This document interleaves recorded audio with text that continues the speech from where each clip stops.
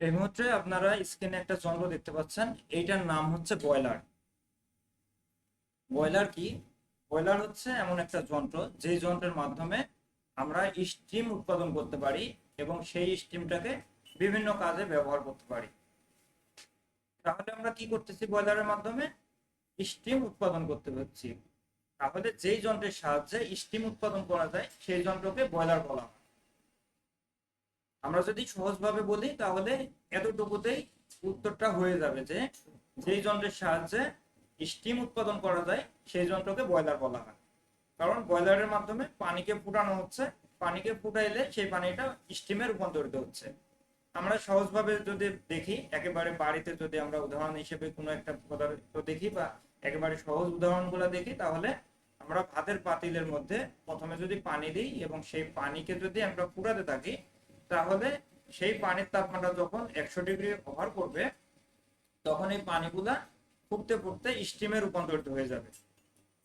তার মানে একইভাবে যদি আমরা কোনো একটা যন্ত্রের মাধ্যমে এইভাবে পানিকে স্টিমে রূপান্তরিত করি, তাহলে সেই যন্ত্রকে আমরা কি বলতে পারবো? বয়লার বলতে পারবো। কারণ সেই বয়লারের মধ্যেও পানিকে বয়েল করা হচ্ছে, বয়েল করে স্টিমে রূপান্তরিত করা হচ্ছে। কিন্তু যদি আমি এটাকে আইনের ভাষায় বলতে চাই, কারণ আমরা যেহেতু একটা দেশে বাস করি, সেই দেশে চলতে গেলে আমাদের নির্দিষ্ট কিছু আইন মেনে চলতে হয়। কারণ আইন যদি না মানে, সেই ক্ষেত্রে আমরা দেখা যাবে যে ঝামেলায় পড়ে যাচ্ছি। কারণ আমরা যখন আইন মানবো না, তখন আমাদেরকে বলা হবে যে তুমি আইন মানো নাই, যার কারণে তোমাকে শাস্তি পেতে হবে। সেই ক্ষেত্রে জেল, জরিমানা উভয় হইতে পারে। তো এই দিকে বিবেচনা করে আমাদেরকে বেশ কিছু আইন অবশ্যই মেনে চলতে হয়। সেম ভাবে আমরা যখন বয়লার পরিচালনা করব বা বয়লার নিয়ে কথা বলবো, তখন বয়লারের সাথেও বেশ কিছু আইন সম্পৃক্ত আছে। যেমন, যদি কোনো যন্ত্র দিয়ে প্রত্যেক ঘন্টায় 22.76 লিটার পানিকে স্টিমে রূপান্তরিত করা যায়, তাহলে সেটা বাংলাদেশের আইন অনুযায়ী বয়লার হিসেবে বিবেচিত হবে। মানে আপনি যদি 10 কেজি পানিকে কোনো যন্ত্র দ্বারা স্টিমে রূপান্তরিত করতে পারেন প্রত্যেক ঘন্টায়, তাহলে সেটাকে বয়লার বলা হবে না। যদি আপনি 20 কেজি পানিকেও তো স্টিমে রূপান্তরিত করেন, সেটাকেও বয়লার বলা হবে না। কখন বয়লার বলা হবে? যখন সেই যন্ত্র দ্বারা 22.76 লিটার পানি বা তার অধিক, সেটা 23 লিটার হতে পারে, 100 লিটার হতে পারে, 1 টন হতে পারে, 10 টন হতে পারে, 20 টন হতে পারে, কিন্তু 22.76 লিটার এইটা মিনিমাম হইতে হবে। এর বেশি যখন পানিকে কোনো একটা যন্ত্র দ্বারা স্টিমে রূপান্তরিত করা যাবে, তখন সেই যন্ত্রটাকে আমরা কি বলতে পারবো? বয়লার বলতে পারবো।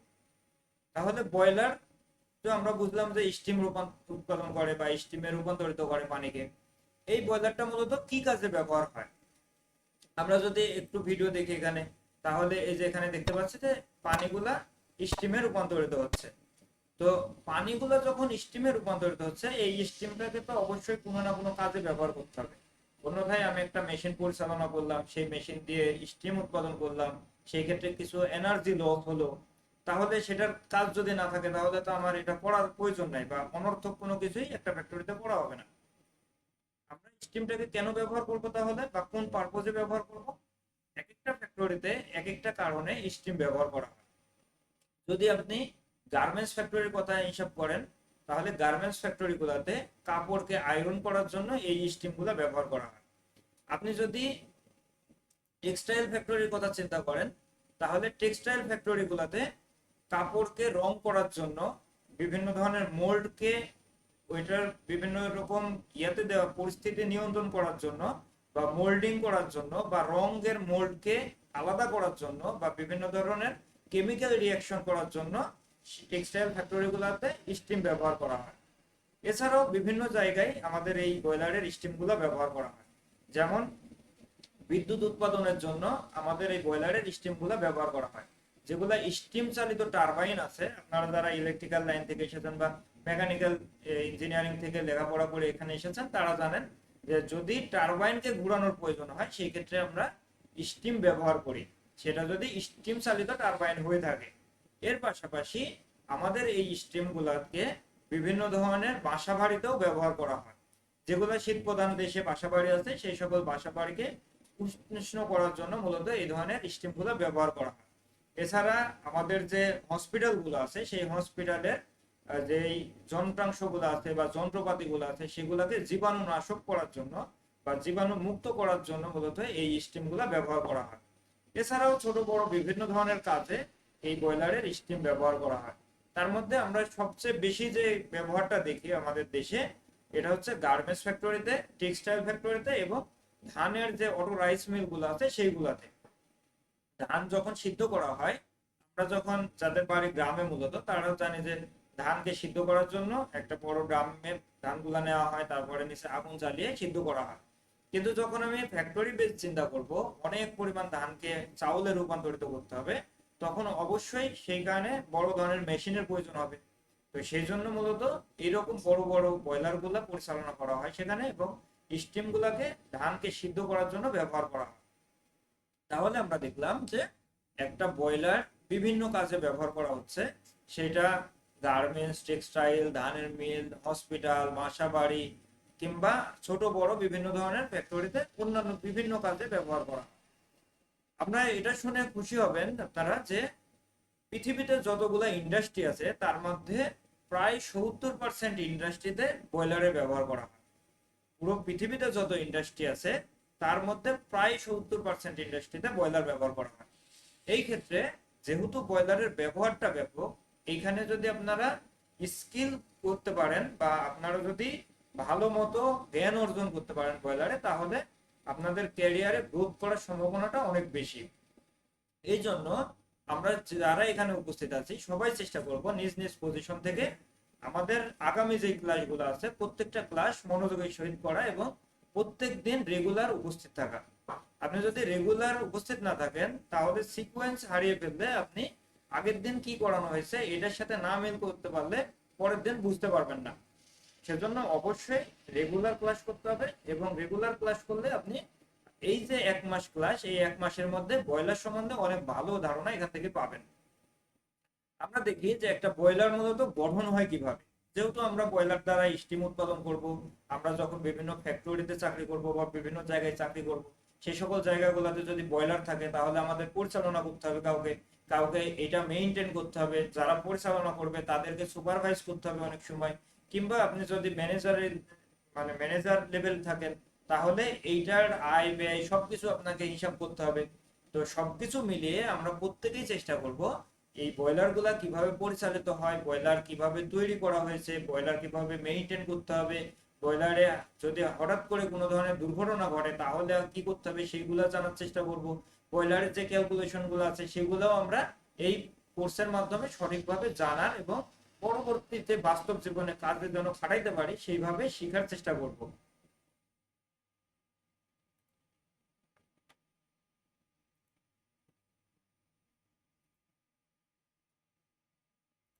আমরা যখন একটা বয়লার তৈরি করব সেই বয়লারে বিভিন্ন ধরনের যন্ত্রাংশ থাকে। যেমন আপনি একটা যদি কম্পিউটার তৈরি করেন বা বাসা বাড়িতে যদি একটা কম্পিউটার ব্যবহার করতে চান, তাহলে সেই কম্পিউটারটা তৈরি করার জন্য আপনার র্যাম লাগবে, রম লাগবে, ডিসপ্লে লাগবে, একটা সিপিইউ বক্স লাগবে, তারপরে সেটা থেকে কথা শোনার জন্য মাইক লাগবে। এরকম বিভিন্ন ধরনের যন্ত্রাংশ যেহেতু নিয়ে গিয়ে সেট আপ করে তারপরে আপনি একটা কম্পিউটার তৈরি করতেছেন, সেম ভাবে আমরা যখন একটা বয়লার পরিচালনা করব বা একটা বয়লারকে পরিচালনা করতে চাইবো তখন বিভিন্ন যন্ত্রাংশ নিয়ে এসে এক জায়গায় বসিয়ে বয়লার তৈরি করব, অথবা প্যাকেজ আকারে কিছু বয়লার থাকে সেই বয়লার গুলো আমরা নিয়ে এসে এক জায়গায় ইনস্টল করে তারপরে সেগুলো পরিচালনা করব। তো সেই ক্ষেত্রে যেহেতু একটা বয়লার পরিচালনা হওয়ার সময় বিভিন্ন ধরনের সমস্যা তৈরি হতে পারে। ধরেন একটা বয়লারের বডিতে সমস্যা হতে পারে, বয়লারের একটা সেন্সরের সমস্যা হতে পারে, বয়লারের একটা ফিড পাম্পের সমস্যা হতে পারে। তো যদি সমস্যা হয় তাহলে তো আপনাকে আগে বুঝতে হবে যে কোন জায়গায় সমস্যা হয়েছে, না হলে তো আর আপনি সমাধান করতে পারবেন না। তাহলে আপনি যদি ফিড পাম্প কি সেটা না বুঝেন, যদি আপনি বয়লারের বডি কি সেটা না বুঝেন, বা বয়লারের চিমনি কি সেটা না জানেন, তাহলে তো বয়লার পরিচালনা করতে পারবেন না। বয়লার যারা পরিচালনা করতেছে তাদেরকে আপনি সুপারভাইজ করতে পারবেন না, কিংবা আপনি ম্যানেজার হিসেবে আয় ব্যয় বা বয়লার সম্বন্ধে যেহেতু জানেন না, বয়লার সম্বন্ধে আপনি মাথা কামাইতে পারবেন না, কিংবা আপনার ক্যারিয়ারকে গ্রোথ করতে পারবেন না। এই জন্য বয়লারের প্রত্যেকটা যন্ত্রাংশ আমাদেরকে চিনতে হবে, এবং চিনে সেই অনুযায়ী এই যন্ত্রাংশগুলোতে কোন ধরনের ফল্ট হতে পারে সেই জিনিসগুলো আমাদের জানতে হবে। As a boiler operator, as a engineer, as a manager, প্রত্যেকেই এই জিনিসগুলো জানতে হবে। আপনি শুধু বয়লার সম্বন্ধে জানার জন্য যে এগুলো লাগবে তা না, আপনি চিলার, জেনারেটর, কম্প্রেসর যেই মেশিন সম্বন্ধে জানতে চান সেই মেশিনের প্রত্যেকটা পার্ট সম্বন্ধে আপনাকে জানতে হবে। যদি আপনি সেটা না জানেন তাহলে আপনি ওইটা অপারেট করতে পারবেন না, সমস্যা হলে সমাধান করতে পারবেন না, ডাবল শুটিং করতে পারবেন না, মেইনটেনেন্স করতে পারবেন না, এবং আপনি এটা থেকে সঠিক আউটপুট পাবেন না। সেই জন্য আমরা এই ক্লাসে এখন দেখার চেষ্টা করব যে একটা বয়লার মূলত কিভাবে তৈরি হয়।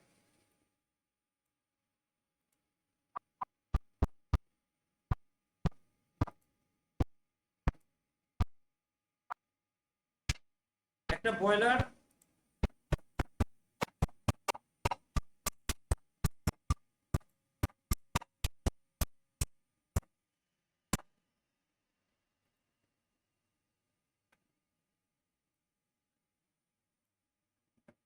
আচ্ছা, এইখানে আমরা কয়েকটা যন্ত্রাংশ দেখলাম।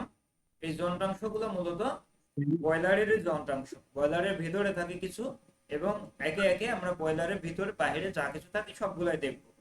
তো এইখানে যে অংশটা আসলো এটা হচ্ছে কার্বোগেটেড ফার্নেস। এই কার্বোগেটেড ফার্নেসটা মূলত এক এক বয়লারে থাকতে পারে, কোনো কোনো বয়লারে নাও থাকতে পারে। তবে এই যে টিউব প্লেট বা টিউব শিট, এই টিউব শিট গুলো সব বয়লারেই থাকবে, সেটা ফায়ার টিউব বয়লার হোক কিংবা ওয়াটার টিউব বয়লার হোক। এখন আপনাদের চিন্তা হতে পারে বা প্রশ্ন হতে পারে যে ফায়ার টিউব বয়লার বা ওয়াটার টিউব বয়লার এগুলো আবার কি। আমি তো কিছুক্ষণ আগে জানলাম যে বয়লার জিনিসটা স্টিম উৎপাদন করে, তাহলে এখন আবার ফায়ার টিউব ওয়াটার টিউব এগুলো আবার কি। মূলত বয়লারের বিভিন্ন রকম প্রকার ভেদ আছে। আপনি যদি বয়লারকে প্রকার ভেদ করতে চান বা ক্লাসিফিকেশন করতে চান তাহলে বিভিন্ন ভাবে ভাগ করতে পারেন। যখন আপনি ইন্টারভিউ বোর্ডে যাবেন, যখন আপনি বয়লার সার্টিফিকেট পরীক্ষার জন্য যাবেন, তখন আপনাকে প্রশ্ন করা হতে পারে যে বয়লার কত প্রকার। অর্থাৎ তিনি আপনাকে বয়লারের ক্লাসিফিকেশনটা বুঝতে চেয়েছে বা আপনি যে জানেন এটা তিনি জানতে চেয়েছেন। তো আপনি যদি বয়লারের ক্লাসিফিকেশন করেন তাহলে বিভিন্ন ভাগে বয়লারকে ভাগ করতে পারেন। যেমন আমরা যদি বয়লার কিছুক্ষণ আগে জানলাম যে বিভিন্ন অংশ নিয়ে এসেও এক জায়গায় বসানো যায়, আবার প্যাকেজ আকারেও নিয়ে এসে বসানো যায়। তো আমরা যদি এইভাবে ভাগ করি যে আমরা একটা বড় বয়লার বসাবো নাকি আমরা একটা প্যাকেজ আকারের সবকিছু আছে এরকম বয়লার বসাবো, তাহলে যদি আপনি বিভিন্ন অংশ আলাদা আলাদা ভাবে নিয়ে এসে এক জায়গায় বসান তাহলে সেই বয়লারকে বলা হবে field directed boiler. Field directed boiler মূলত অনেক বড় বড় হয়, এগুলা 50 টন 100 টন 200 টন এরকম ক্যাপাসিটির হয়। আর যদি আপনি ছোট বয়লার 5 টন 10 টনের বয়লার নিতে চান সেই ক্ষেত্রে প্যাকেজ আকারে থাকে। এখন আপনার প্রশ্ন হতে পারে প্যাকেজ জিনিসটা কি। আমরা যেমন কম্পিউটার দিয়ে চিন্তা করলাম যে আপনি বিভিন্ন যন্ত্রাংশ নিয়ে এসে একটা কম্পিউটারের রূপ দিতে পারেন, তো ওইটা হচ্ছে কম্পিউটার বা পিসি। আবার যদি আপনি কম্পিউটারের বিকল্প একটা ল্যাপটপ কিনতে চান, যে আমি এত কিছু কিনতে পারবো না বা এত কিছু আমি বুঝি না, একটা ল্যাপটপ নেবো, এটা নিয়ে মাঝে মাঝে ঘুরতে যাইতে যাবো যখন তখনও কাজ করতে পারবো সেখানে গিয়ে, সেখানে আমি একটা ল্যাপটপ নেব। তো এই যে ল্যাপটপের সাথেই আপনি স্পিকার পাচ্ছেন, কিবোর্ড পাচ্ছেন, ডিসপ্লে পাচ্ছেন, এবং এর সাথে সবকিছু সংযুক্ত করা আছে। তার মানে এই ল্যাপটপটা হচ্ছে একটা প্যাকেজ। আর যখন আপনি বিভিন্ন অংশগুলো নিয়ে এসে একটা কম্পিউটারের রূপ দিলেন সেটা হচ্ছে ফিল্ড ডিরেক্টেড, মানে নিয়ে এসে এক জায়গায় ইরেকশন করেছেন বা ইনস্টলেশন করেছেন। সেম ভাবে বয়লার যখন আপনি বিভিন্ন অংশ নিয়ে এসে এক জায়গায় বসাবেন তখন সেটাকে কি বলা হবে, ফিল্ড ডিরেক্টেড বয়লার। আর যখন আপনি একটা প্যাকেজ আকারে বয়লারের ফিড পাম্প, বয়লারের ইকোনোমাইজার, বয়লারের যা যাবতীয় আছে সবকিছু প্যাকেজ আকারে নিয়ে এসে শুধুমাত্র এক জায়গায় বসিয়ে দিবেন তখন সেটাকে বলা হবে প্যাকেজ বয়লার। এরপরে আসি, বয়লারের ভিতরে টিউবের আলাদা আলাদা বিন্যাস থাকে। কোনো কোনো বয়লার আছে যেই বয়লারে টিউবের ভিতর দিয়ে আগুনের ধোঁয়াগুলা প্রবাহিত হয়। আবার কোনো কোনো বয়লার আছে সেই বয়লার টিউবের বাহিরের দিক দিয়ে ধোঁয়া প্রবেশ করানো হয় এবং টিউবের ভিতরে পানি থাকে। তো যেই বয়লারে টিউবের মধ্যে পানি থাকবে সেটা হচ্ছে ওয়াটার টিউব বয়লার, এবং যেই বয়লারে টিউবের মধ্যে আগুনের ধোঁয়া বা শিখাগুলা প্রবেশ করবে সেটা হচ্ছে ফায়ার টিউব বয়লার। এটা সবচেয়ে সহজ জিনিস, আপনি শুধুমাত্র টিউবের ভিতরে কি আছে সেটার উপর নির্ভর করবেন। টিউবের ভিতরে যদি পানি থাকে সেটা ওয়াটার টিউব বয়লার, যদি আপনার টিউবের ভিতরে আগুনের শিখা থাকে তাহলে সেটা ফায়ার টিউব বয়লার। আমরা দুইটা ক্লাসিফিকেশন দেখলাম। এরপরে আসেন আপনার বয়লারটা কোন ধরনের জ্বালানি দিয়ে পরিচালিত হচ্ছে। যদি সেটা সলিড ফুয়েল হয় যেমন কাঠ, কয়লা, জুট এগুলা দিয়ে যদি পরিচালিত হয় তাহলে সেটা সলিড ফুয়েল বয়লার। আপনার বয়লারটা যদি লিকুইড ফুয়েল দিয়ে পরিচালিত হয় যেমন তেল হতে পারে, তেলেরও বিভিন্ন ধরন আছে, ডিজেল আছে, বার্নিশ ফার্নেস অয়েল আছে, এই ধরনের বিভিন্ন তেল দিয়ে পরিচালিত হয়, সেই ক্ষেত্রে লিকুইড ফুয়েল বয়লার। এবং গ্যাসোলিন ফুয়েল বয়লার, আপনার বয়লার যদি গ্যাস দিয়ে পরিচালিত হয়, তাহলে আমরা ফুয়েলের যে বিভিন্ন রকম ধরন আছে এটার উপর নির্ভর করে বয়লারকে প্রকারভেদ করতে পারি। এরপরে আসেন আপনার বয়লারটা ভার্টিক্যাল নাকি হরিজন্টাল আকারে বসানো আছে। যদি খাড়াখাড়ি বসানো থাকে সেই ক্ষেত্রে আপনার বয়লারটা ক্লাসিফিকেশন করা যাবে, যদি সমানো ভাবে বসানো ইনস্টলেশন করা থাকে সেইভাবেও আপনাকে এই বয়লারটাকে ক্লাসিফিকেশন করতে হবে। এরপরে আসেন আপনার এই যে বয়লারটা, এইটা মূলত কি ধরনের বয়লার। আপনি এই বয়লারটা কি ওয়াটার টিউব বয়লার নাকি ফায়ার টিউব বয়লার নাকি কম্বাইন্ড টিউব বয়লার। অনেক বয়লার আছে যে ওয়াটার এবং ফায়ার টিউব দুইটাই থাকে পাশাপাশি, এই দুইটা মিলিয়ে আবার আরেকটা প্রকারভেদ করা হয় বা আরেকভাবে তৈরি করা হয়। এক সাইডে ফায়ার টিউব থাকে আর এক সাইডে কম্বাইন্ড টিউব থাকে, মানে ওয়াটার টিউব থাকে, এই দুইটা মিলে কম্বাইন্ড টিউব বয়লার হয়। তো এইভাবেও আপনি ভাগ করতে পারেন। এবং আপনি যদি কোনো কারণে বয়লারকে এক জায়গায় ইনস্টলেশন করে রাখেন সেই ক্ষেত্রে একভাবে ভাগ করতে পারবেন। কোনো কোনো বয়লার আছে যেগুলা মূলত মোবাইল বয়লার হিসেবে পরিচিত, সেই বয়লার গুলা একটা গাড়ির উপরে থাকে, সেই বয়লারটা এক জায়গা থেকে আরেক জায়গায় নিয়ে গিয়ে ওইখানে স্টিম উৎপাদন করে কাজ করে তারপরে ওখান থেকে আবার নিয়ে চলে যাওয়া যায়, সেগুলাকে মোবাইল বয়লার বলা হয়। তো এইভাবে আপনি আলাদা আলাদা ভাগে ভাগ করতে পারেন বয়লারকে। তাহলে আমরা কি জানলাম যে আমাদের বয়লারে সেটা ফায়ার টিউব হোক, ওয়াটার টিউব হোক, বা যে সেটা ফিল্ড ডিরেক্টেড হোক, কম্বাইন্ড হোক, বা যে কোনো প্রকারভেদ হতে পারে, সেই বয়লারে কি থাকবে, ফ্রন্ট শীট থাকবে এবং ব্যাক শীট থাকবে। মানে টিউব গুলাকে তো অবশ্যই একটা টিউবকে আরেকটা টিউবের সাথে আটকে রাখতে হবে, তাহলে তো একটা বয়লারের রূপ নেবে। সেই জন্য এই বয়লার গুলাকে টিউব গুলো যেন একটা আরেকটার সাথে কানেক্টেড থাকে, ভিতরে যেন জয়েন্ট আকারে থাকে, সেজন্য আমরা কি করি, ফ্রন্ট টিউব শীট এবং ব্যাক টিউব শীটের মাধ্যমে এগুলাকে আটকে রাখি। এগুলাকে টিউব প্লেটও বলা হয়, আবার কোনো কোনো ক্ষেত্রে বেস প্লেটও বলা হয়। এই যে এই অংশটা দেখতে পাচ্ছেন, এটাকে মূলত এই যে টিউব শীট বা ফ্রন্ট শীট বা বেস প্লেট এগুলা বলা হয়।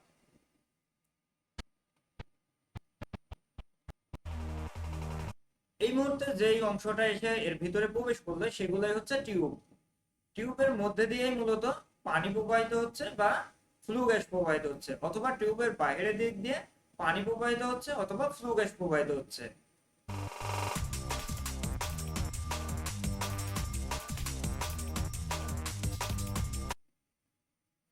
আচ্ছা, এরপরে আরেকটা শীট আসলো, শীট এসে এখানে যুক্ত হলো।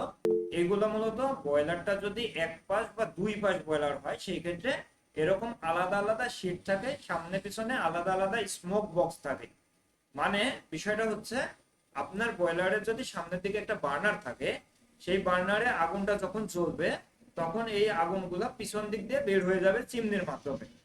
তো যদি সেটা চিমনির মাধ্যমে বের না হয়ে গিয়ে আবার আরেকটা স্মোক বক্সের মাধ্যমে সেই ধোঁয়াগুলাকে আবারও সামনের দিকে নিয়ে আসি, নিয়ে আসার পরে সেই ধোঁয়াগুলাকে চিমনির মাধ্যমে বের করে দিই, তাহলে কি হচ্ছে, আমি ধোঁয়াটাকে একটা পাসের মাধ্যমে বের করে দিলাম না, না দিয়ে আমি আরেকটা পাশের মাধ্যমে সামনের দিক নিয়ে আসলাম।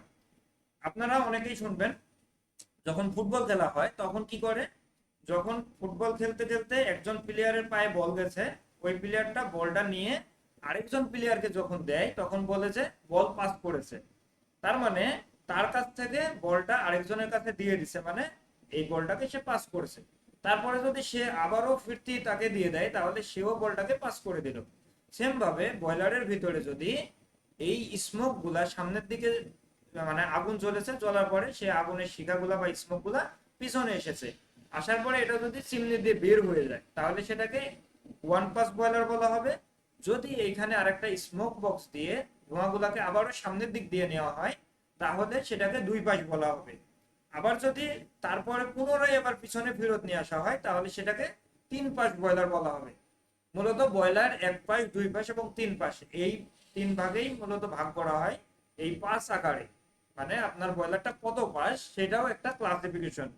তবে বাংলাদেশে যে ছোট ছোট বয়লার গুলো আছে, প্যাকেজ বয়লার গুলো, সেগুলা ম্যাক্সিমামই এক পাশ বয়লার হয়, কোনো কোনো ক্ষেত্রে দুই পাশ, এবং যদি সেটা ফিল্ড ডিরেক্টেড বয়লার হয় তাহলে সেটা তিন পাশের বয়লার হয়ে থাকে।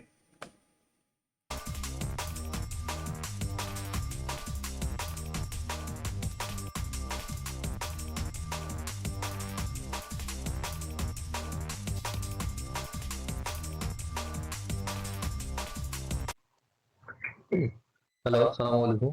ওয়ালাইকুম আসসালাম। স্যার, এই 2 পাসটা বা 3 পাসটা আমরা হচ্ছে 1 পাস যেটা বললাম যাবে আসবে 1 পাস।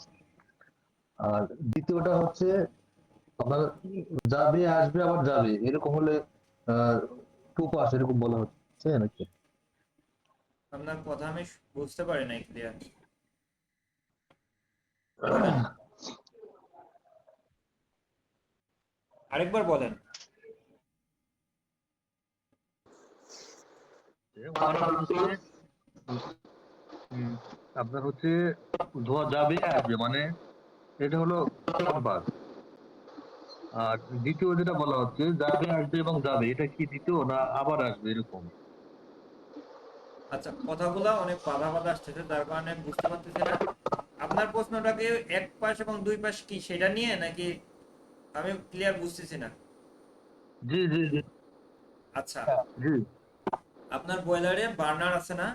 বার্নারটার মধ্যে আগুনটা জ্বলতেছে, জ্বলার পরে সেই আগুনটা যদি টিউবের মধ্যে দিয়ে যেয়ে সরাসরি চিমনি দিয়ে বের হয়ে যায়, তাহলে আপনার বয়লারটা হচ্ছে এক পাশ। মানে আপনার বয়লারে এই যে টিউবের ভিতর দিয়ে আগুনের শিখাগুলো গেল, এটার ব্যাক আসার সুযোগ নেই। মানে সামনে পেছনে কোনো দিকে যাবে না, শুধুমাত্র ও টিউবের ভিতরে যাবে, যাওয়ার পরে চিমনি হয়ে বের হয়ে চলে যাবে। আপনার বয়লারটা হচ্ছে এক পাশ। যদি চিমনি দিয়ে না বের হয়ে আরো কিছু টিউব এমন ভাবে যুক্ত থাকে, যেই টিউবগুলোর মধ্যে দিয়ে এই শিখাগুলা সামনের দিকে চলে আসবে বয়লারের, যদি আপনার বয়লারের চিমনিটা বয়লারের যে জায়গায় বার্নার আছে ওই বরাবর থাকে, তাহলে আপনার বয়লারটা হচ্ছে দুই পাশ। আর যদি সামনের দিকে দিয়ে না বের হয়ে এই আগুনের শিখাগুলাকে আরো কিছু টিউব দিয়ে আবারও পিছন দিকে নিয়ে যাওয়া যায়, তাহলে সেই বয়লারটা হবে তিন পাশ। ক্লিয়ার? ওকে। আচ্ছা, সালাম আলাইকুম, আমার একটা কথা আছে। হ্যাঁ বলেন। কি থাকে, আমরা স্বাভাবিকভাবে যে 5 টন 7 টন যে বয়লার গুলা বর্তমানে ইন্ডাস্ট্রিতে ব্যবহার করতেছি, এগুলা তো সবগুলা মনে হয় ফার্স্ট পাস আর সেকেন্ড পাস দুই পাসই থাকে। এগুলা তো কোনো তিন পাস হয় না। তিন পাশ বয়লারও হয়, আপনি হয়তো বা দেখেন নাই তাই। ঠিক আছে। আচ্ছা আচ্ছা, না আমরা আমরা যেগুলো ক্লাসগুলো পাসিং শেষ করে থাকে। প্রশ্ন করি, আমরা ক্লাসগুলো শেষ করে তারপর আচ্ছা, প্রশ্ন করি। অহেতুক কোনো কথা ক্লাসের বলার মধ্যে দরকার প্রশ্ন নেই, না ঠিক করে আছে। দিয়েছি, আপনি নোট করে এখানে রাখেন, বিষয়টা পরবর্তী হচ্ছে যে প্রশ্ন করেন। আপনি যদি জানতেন মানে তিন পাশ বয়লার যে নাই, এইটা নিয়ে কনফিউশনের কিছু নাই। কিছু কিছু কথা আছে যেগুলো অহেতুক কথাবার্তা, যে মানে এরকম হওয়ার সম্ভাবনা নাই। বিষয়টা হচ্ছে যে আপনি জানেন না জন্য এখানে আসছেন না, আপনাকে তো সঠিকটা জানানো আমার দায়িত্ব, তাই জি না? অতএব আপনি যেহেতু তিন পাশ জি বলছি, জি অবশ্যই জি আছে, আছে জন্যই আমি বলতেছি। বিষয়গুলো হচ্ছে যে এরকম হয়তো সময়টা নষ্ট করার প্রয়োজন নেই, কারণ এখানে টাইমটা লিমিটেড, 1 ঘন্টার বাইরে ক্লাসটা হবে না। 1 ঘন্টা হয়ে গেলেই ক্লাসটা অটোমেটিক বন্ধ হয়ে যাবে। তো যার কারণে সময়ের মধ্যে ক্লাসটা যেন শেষ করতে পারে, এই কারণে আপনারা সবাই সহযোগিতা করবেন। আর প্রশ্নগুলো থাকলে অবশ্যই ক্লাসের শেষের দিকে করার চেষ্টা করবেন, যখন সময় দেবো, ঠিক আছে?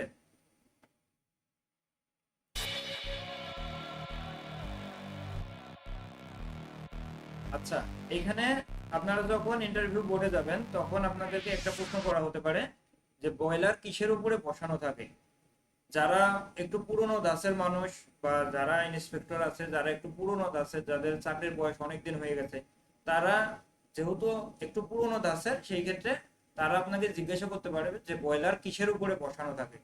তো এইটা হচ্ছে বয়লারের বেস, হ্যাঁ, এটাকে মূলত বেস বলা হয়। কিন্তু তারা বলে যে বয়লারের টুলস এর উপরে বসানো থাকে, এটাকে তারা টুলস হিসেবে চিহ্নিত করে।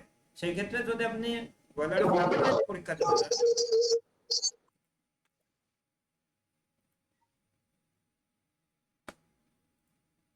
যদি আপনি বয়লারের সার্টিফিকেট পরীক্ষা দিতে যান, সেই ক্ষেত্রে যদি আপনাকে বলে যে বয়লার কিসের উপরে বসানো থাকে, তাহলে আপনাকে বলতে হবে যে বয়লার টুলস এর উপরে বসানো থাকে। ঠিক আছে? সেই ক্ষেত্রে ওনারা এটাকে গ্রহণ করবে। আর যদি আপনি অন্য কিছু বলতে চান, তাহলে আবার তারা গ্রহণ করবে না। অনেক ক্ষেত্রেই আছে যারা অনেক পুরনো মানুষ, তারা ওইগুলা জেনেই অভ্যস্ত হয়েছে, পরবর্তীতে তারা আর বইও পড়ে নাই বা এরকম কোনো ইয়েও করে নাই, সেই ক্ষেত্রে ওনারা ওইগুলাকেই আর কি সঠিকভাবে নিয়ে নেয়। এখানে বয়লারের উপরে কিছু অংশ এসে যুক্ত হলো আমরা দেখতে পেলাম। এই যন্ত্রাংশগুলা বা অংশগুলা বয়লারের যে স্টিমটা তৈরি হবে সেই স্টিমটা কোনো একটা লাইনে বের করার জন্য ব্যবহার হবে। বয়লারে যে আমরা বিভিন্ন ধরনের ইনস্ট্রুমেন্ট ব্যবহার করবো সেই ইনস্ট্রুমেন্ট গুলো লাগানোর জন্য ব্যবহার করা হবে। বয়লারকে এক জায়গা থেকে, যেমন এখানে যে অংশটা দেখা যাচ্ছে লিফটিং লক, মানে এই লিফটিং লকটা দিয়ে বয়লারকে এক জায়গা থেকে আরেক জায়গায় সরানো যাবে বা আনা নেওয়া করা যাবে। এখানে আছে ইনস্ট্রুমেন্ট টিউব, এই টিউবের সাথে বয়লারের বিভিন্ন ধরনের ইনস্ট্রুমেন্ট আছে, যেমন সেন্সর আছে, তারপরে প্রেসার কাটঅফ সুইচ আছে, এগুলো লাগানোর জন্য এই টিউবটা ব্যবহার করা হয়। অনেক জায়গায় ডিরেক্ট লাগিয়ে দেওয়া হয়, আবার অনেক জায়গায় এরকম টিউব ব্যবহার করা হয়। এরপরে ম্যানহোল আছে। বয়লারটা যখন মেইনটেনেন্স করবেন আপনি, তখন অবশ্যই বয়লারের ভিতরে ঢোকার প্রয়োজন হবে, কারণ বয়লারটা অনেক বড় একটা যন্ত্র, এই বয়লারের ভিতরে ঢোকার প্রয়োজন হতে পারে। তো সেই ক্ষেত্রে কিভাবে ঢুকবেন যদি রাস্তা না থাকে? এই রাস্তাটাই হচ্ছে এই বয়লারের ম্যানহোলটা। যেহেতু মানুষ এই ছিদ্র দিয়ে ঢুকতে পারে, সেই ক্ষেত্রে এটাকে ম্যানহোল বলা হয়। এরপরে স্টিম ভালভ টিউব, আপনি যে স্টিম লাইন লাগাবেন সেই ক্ষেত্রে এখানে একটা লাইন লাগানোর জন্য অবশ্যই পয়েন্ট রাখতে হবে, তাহলে তো আপনি এখানে স্টিমের লাইন সংযুক্ত করতে পারবেন না, শুধুমাত্র বয়লারে স্টিম উৎপাদন হবে, সেগুলো বের হয়ে চলে যাবে। সেজন্য এখানে স্টিম ভালভের টিউব রাখা আছে, সেফটি ভালভের টিউব বা সেফটি ভালভের পয়েন্ট রাখা আছে, দুইটা সেফটি ভালভ রাখা হয় একটা বয়লারে। সেগুলো মূলত বয়লারে সুরক্ষা দেওয়ার জন্য ব্যবহার করা হয়। সেগুলো কেন কাজ করে বা কিভাবে কাজ করে সেগুলো পরবর্তীতে আমরা জানবো। আচ্ছা, একটা বয়লারে যখন পানির মাধ্যমে স্টিম তৈরি করা হবে বা স্টিমে রূপান্তরিত করা হবে পানিকে, তখন অবশ্যই এই পানিগুলো আস্তে আস্তে স্টিমে রূপান্তরিত হয়ে গেলে বয়লারের ভিতরে পানির ঘাটতি দেখা দিবে, কারণ পানি যেগুলো ভিতরে রাখছিলাম এগুলো তো স্টিম হয়ে বাইরে বের হয়ে গেছে, তো অবশ্যই পানির ঘাটতি তৈরি হচ্ছে। তো এই ঘাটতিটা পূরণ করার জন্য অবশ্যই কোনো না কোনো দিক দিয়ে বয়লারের ভিতরে আবার পানি প্রবেশ করাতে হবে। তো এই পানি প্রবেশ করানোর জন্য মূলত একটা পানি প্রবেশ করানোর জন্য টিউব রাখা হয় বা পাম্প টিউব রাখা হয়, যার মাধ্যমে আমরা বয়লারের ভিতরে পানি প্রবেশ করাই। এরপরে দুইটা গেজ বা দুইটা কলাম লাগানো আছে, এইগুলাতে মূলত বয়লারের যে মুভরি কন্ট্রোলারের মাধ্যমে বয়লারের মধ্যে পানি কতটুকু আছে সেটা আমরা দেখার চেষ্টা করি। বয়লারের গেজ গ্লাসের মাধ্যমে ভিতরে কতটুকু পানি আছে দেখার চেষ্টা করি। সেইগুলো লাগানোর জন্য এই ধরনের গেজগুলা বসানো থাকে বা টিউব গেজগুলা লাগানো থাকে। এরপরে আমরা ব্যাক স্মোক বক্স দেখতেছি। এই স্মোক বক্সের মাধ্যমে মূলত আমাদের যে 1 পাই 2 পাই 3 পাই যে বয়লারই হোক না কেন, সেই বয়লারের আপনার চিমনির ধোঁয়াগুলা বের করতে হবে চিমনির মাধ্যমে। অর্থাৎ ধোঁয়া যদি আপনি বের না করেন তাহলে তো ওর ভিতরে আর আগুন জ্বালাইতে পারবেন না। তো সেই ক্ষেত্রে ধোঁয়া বের করার জন্য আমরা এখানে একটা স্মোক বক্স রাখছি, সেই বক্সের মাধ্যমে আমরা কি আমাদের ধোঁয়াগুলা বের করে দেব।